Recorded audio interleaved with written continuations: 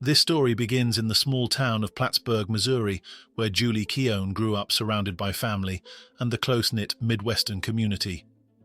Julie Keown, born Julie Irene Oldag, was born on the 16th of May, 1973. She had one sibling, a younger brother named Chad Oldag. Julie was raised in a charming farmhouse home. Her parents, Nancy and Jack, were kind people, well-liked within the local community. The family led a very peaceful life. From a young age, the children helped out on the farm and had constant contact with nature. The family made their living from the farm and enjoyed a comfortable standard of living. They were a devoutly religious family, and Julie's early years could be described as very happy. She was a very empathetic person who helped others whenever she could. She was genuinely kind and reliable, never causing any trouble.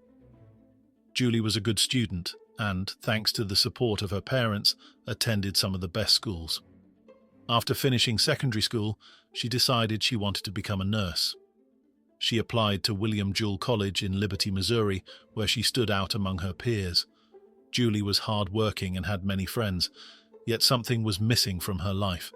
Many of her friends already had partners, and she deeply longed for the same.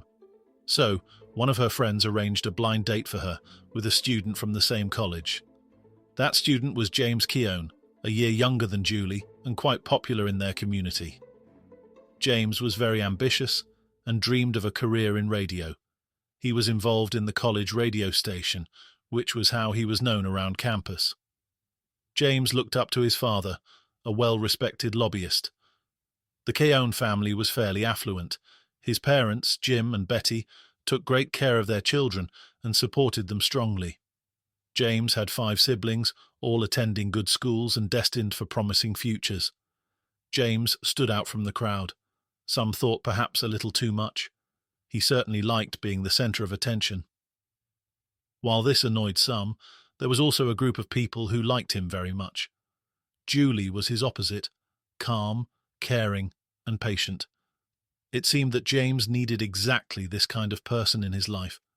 Julie had no desire to be in the spotlight and did not care much for material things.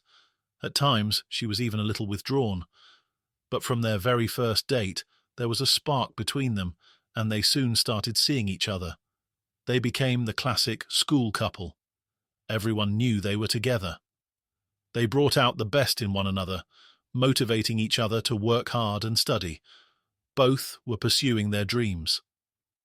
While still at college, James began working as a radio presenter at the local station.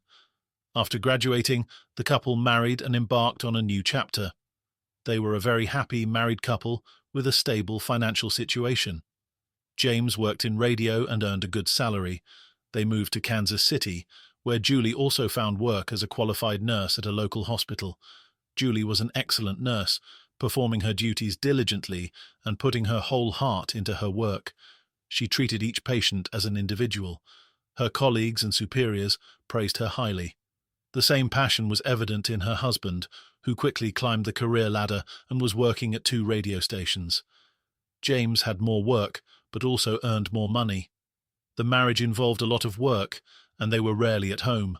They lived life in the fast lane. James also supported various social causes, such as education reforms. There were days when they barely saw each other. Nevertheless, James made an effort to maintain their bond, often organizing weekend trips so they could spend time together. He also gave Julie thoughtful gifts. She loved these, though she never expected them.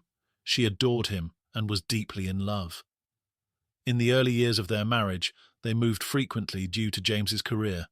They lived in Chicago for a while before returning to Kansas. James was a flexible and well-respected employee. He also had knowledge of marketing, which he had studied. He seemed to have a constant flow of ideas, and as a result, he earned well. The couple could afford a lavish lifestyle. They owned a beautiful home and often traveled. Julie was not interested in designer brands, unlike her husband, who loved surrounding himself with luxury. He bought expensive cars and wore a Rolex watch. Julie's family was impressed that they changed cars every 2 years, luxury models no less. They were glad the marriage was thriving. The Keowns had been married for several years when family members began asking about children. For the couple, These questions were painful, as they had been trying to conceive for some time without success. They underwent a series of medical tests, which revealed nothing. Together, Julie and James explored various methods and sought doctors who could offer hope. Life, meanwhile, went on. James continued to seek new ways to boost his career. He was a man full of energy, always wanting to do more, develop himself, and climb higher. As a radio presenter, he had achieved local success, but was still hungry for more. In 2003, James applied to Harvard Business School, where he was accepted, and notably awarded a scholarship. The couple had to relocate suddenly to Boston, where James's classes took place. At this time, Julie found remote work related to medical software. James also worked remotely for a marketing company. The only downside was Julie's homesickness for her family and friends in Missouri, but she did everything to support her husband. In every conversation, it was clear she was very proud of him, admired his ambition, and liked to highlight his achievements. James was a man of success who cared greatly about his image, but it seemed he was never satisfied. Despite his achievements as a radio presenter, he wanted to succeed in many fields. Julie still dreamed of having a child, but her health began to deteriorate. 8 months after moving, Julie started feeling very unwell. Her immunity had clearly weakened. She began suffering muscle pain, had no strength, and was constantly ill. Yet, medical tests showed nothing to explain these symptoms. On the 20th of August, 2004, Julie awoke with new and very worrying symptoms. She experienced a severe headache, felt as though the whole world was spinning, and more alarmingly, noticed difficulty with her speech. She was unable to perform basic tasks, which terrified her. The Keowns decided to go to hospital. By the time they arrived, Julie had trouble moving and signing the consent forms. It was obvious to the naked eye that she was very ill and that the illness was progressing rapidly. Following examinations, doctors concluded that all these symptoms likely stemmed from her kidneys and that her condition had worsened. Julie first learned that her kidney function was impaired around August 2004, and it was only then that it may have been suggested her infertility could be linked to kidney problems. Medical tests indicated kidney failure, and doctors initially suspected a rare chronic kidney disease. Despite everything, the kidneys alone did not seem to explain all of Julie's strange symptoms. The doctors were unsure exactly what was wrong with her. Julie remained in hospital for 3 days, during which her condition improved significantly. Consequently, she was discharged without any definitive diagnosis, apart from the kidney issues that did not account for all her symptoms. Julie decided to take a break and travelled to her family home in Missouri for a few days. She spent time with her loved ones and felt very well. Julie appeared optimistic and in good spirits. However, upon returning to Boston, she began to feel worse. All her previous symptoms returned, perhaps not as severely, but the situation was worrying. Her family found this so strange that they started to suspect her symptoms might be psychosomatic, perhaps linked to the stress of being so far from home. The doctors, too, remained uncertain as to what was happening. Tragically, on the 4th of September, about 2 weeks after her first hospitalization, Julie was admitted to hospital once again, this time in a critical condition. She could barely speak and was almost completely immobile. Upon admission, her condition deteriorated rapidly and she slipped into a coma with her life hanging in the balance.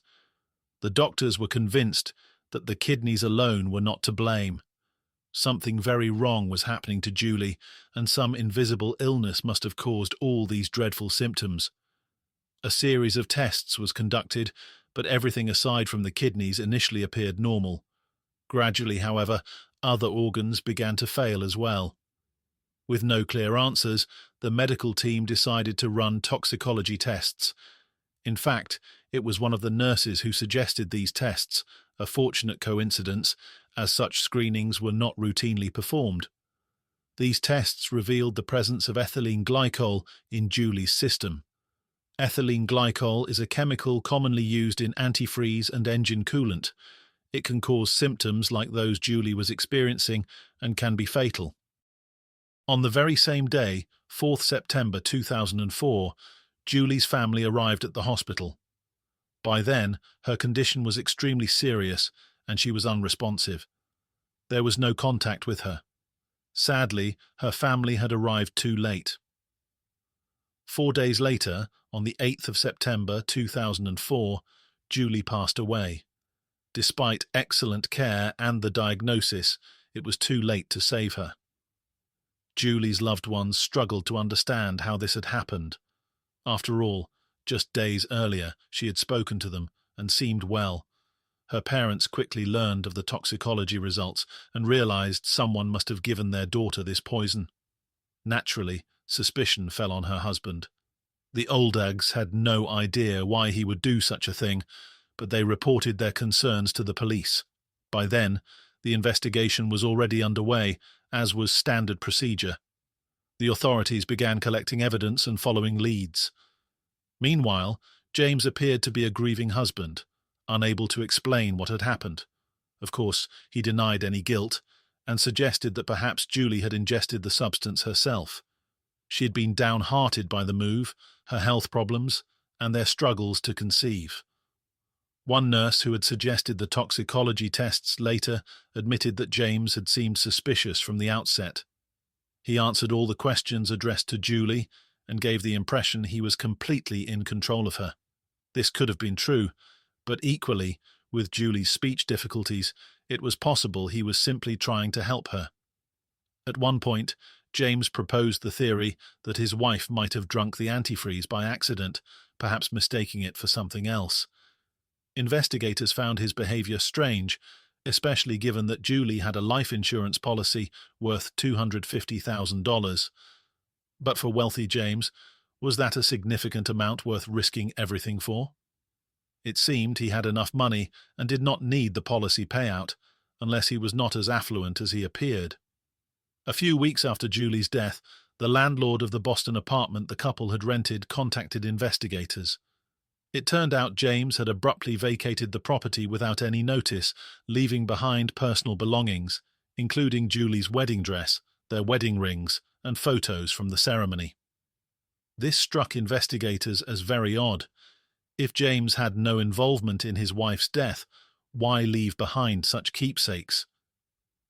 It was quickly discovered that James had returned to his hometown in Missouri and secured work as a talk show host on a local radio station, ready to start a new life. However, it soon emerged that James's life was not as wealthy and glamorous as it had seemed. He had invested considerable effort in crafting his image, but the truth was very different. Rent on his apartment had gone unpaid for months. His new car had been repossessed after he stopped making payments. Although he worked for a marketing company and was assigned to create a website, a large project for which he was to be paid, he had fabricated a congratulatory letter claiming he had been accepted to Harvard, which allowed him to work remotely. Yet he made little progress on the website, and it was unclear whether he lacked the skills or simply lacked motivation. With each billing cycle, it became clear no work was being done, and James was deceiving his employer. Worse still, he was embezzling company funds intended for the website's development. His resume was also fabricated, listing places he had never worked, something that had gone unverified until now. The greatest shock was the forged Harvard acceptance letter. If James had not been admitted, why had the family moved there in the first place? The company promptly dismissed him, and James found himself unemployed. None of his acquaintances or even his wife had known the truth.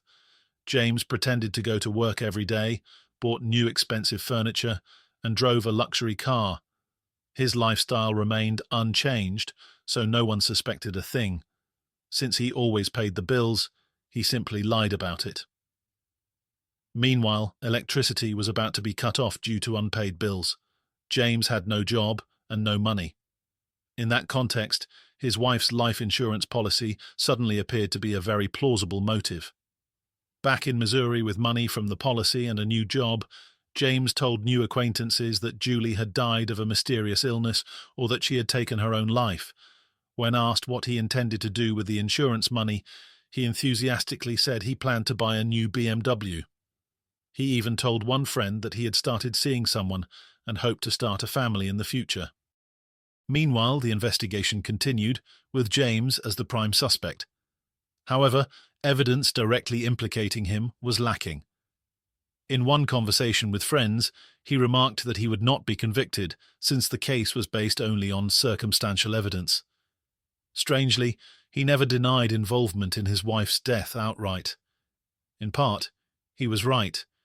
It would have been difficult to prove. Investigators searched James's home, his family's house, and the rented apartment, but found nothing. The turning point came when they examined James's computer. Despite attempts to wipe the hard drive, some data was recovered, including search terms like how to get rid of someone and queries about antifreeze. This was significant evidence, especially as friends recalled that weeks before Julie's death, James had encouraged her to drink a beverage called Gatorade. Tests on Julie revealed that the substance had been administered to her over a prolonged period, likely connected to her first hospital admission in August. In 2005, after gathering all the evidence pointing to James's guilt, he was arrested. The trial began in 2008, 3 years later. It was a difficult case, as the prosecution's case was largely circumstantial. The lavish lifestyle and the facade he maintained, despite serious debts, weighed heavily. Many were unaware of the debts he had accrued, and he had done everything to keep them secret. Nevertheless, many spoke positively of James. As a husband, he appeared tender and loyal. Julie had depended on him, though this was more a matter of her character. She was content for her husband to make the important decisions and pursue his career. Was the motive purely financial, or was he also afraid that the truth about his failures would come to light? The defense argued that Julie Keown had accidentally poisoned herself by ingesting antifreeze rather than being deliberately poisoned by James. Their case rested on several points: Julie's history of depression and stress. The defense suggested that Julie was experiencing significant emotional distress due to her health problems and difficulties with infertility. They implied she might have taken the poison intentionally or accidentally as a consequence of her mental state. No direct evidence against James. They maintained there was no concrete proof that James had physically administered the poisoned drinks, casting doubt on the prosecution's narrative. Possibility of accidental ingestion. The defense argued it was possible Julie had accidentally consumed antifreeze herself, perhaps mistaking it for another liquid or drinking from a contaminated source without James's involvement.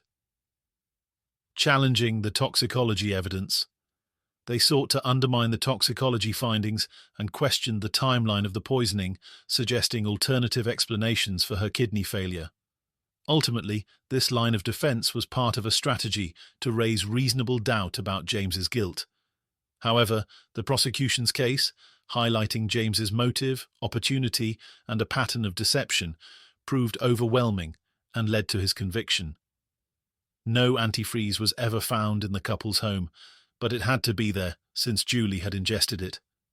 In the days before her death, Julie was still writing to friends, praising James as a wonderful caretaker and mentioning that he had encouraged her to drink Gatorade, which supposedly contained vitamins. She noted this despite disliking the taste of the drink. Another factor weighing against James was that he went straight to collect the insurance payout following the funeral. In 2008, James Keown was convicted of first-degree murder for the poisoning death of his wife, Julie. He was sentenced to life imprisonment without the possibility of parole. The Middlesex County jury concluded that James had slowly poisoned Julie by adding ethylene glycol, the toxic chemical found in antifreeze, to her Gatorade over several months, ultimately causing her death in September 2004. James has consistently maintained his innocence. Opinions remain divided, but Julie's family firmly believes in his guilt.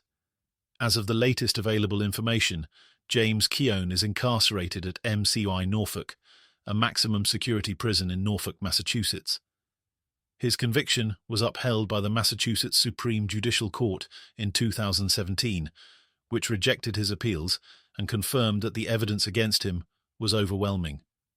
Julie Keown was a loving daughter, devoted wife, and gentle soul taken far too soon.